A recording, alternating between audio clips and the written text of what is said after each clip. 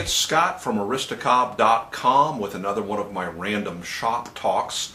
If you've not seen any of my videos, typically you'll see me rambling on and on about Missouri Meerschaum corncob pipes, but this one's a little bit different. This all started a couple weeks ago when my son sent me a link to a video, and he simply said, hey, check this out. And the video was somebody smoking an electronic pipe. And it was very intriguing. It's kind of cool. And got us doing some research, and we found a couple suppliers that were importing from China pipes that had inside of the bowl a rechargeable lithium-ion battery. And part of the shank was something called an atomizer, which would convert basically liquid nicotine into a vapor. It looked just like smoke, but it actually wasn't smoke.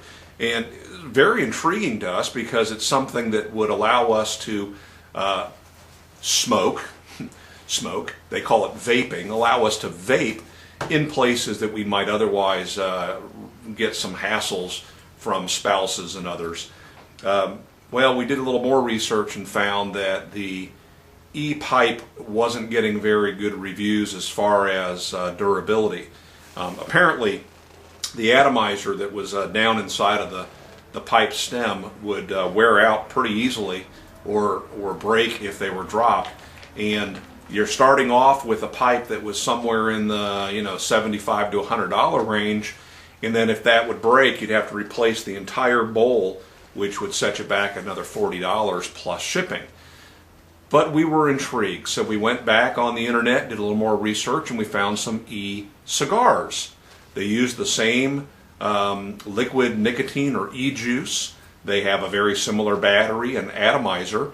But again, as we checked the forums, the e-cigars were not getting very good longevity ratings.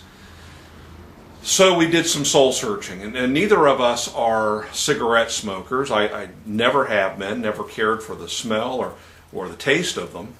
But, if you step back and you think, if there were never such a thing as a pipe, never such thing as a cigarette or a cigar, and yet you were inventing this technology referred to as vaping, what would the device look like? And we finally came to the realization that, we'd want something that would fit in our pocket, something that'd be quick and easy to charge, and it led us ultimately to a decision to buy some e-cigs, e-cigarettes. So what you see in my hand right here is very similar to what I just described as an e-pipe. The end of it right here is a battery. The battery has a switch of some sort, either a mechanical switch like this one has a button, or it might have a switch that when you draw on it, it turns the battery on. Additionally, sometimes they have an LED light built into them. That's an indicator to let you know that there's still plenty of battery life. You can also choose to get these without a light if maybe you're wanting to vape in a dark room and you don't want to make folks aware of that.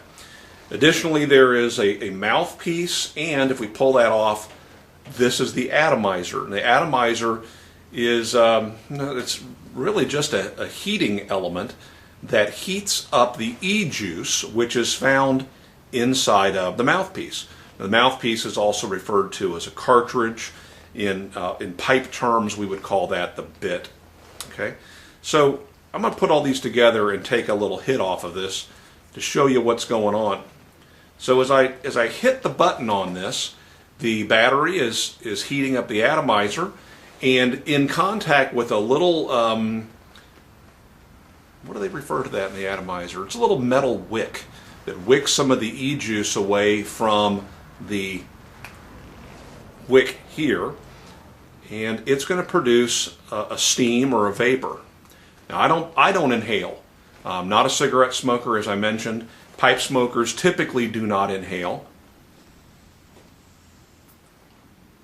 So just drawing that into my mouth, you can see I get a pretty impressive amount of vapor from this.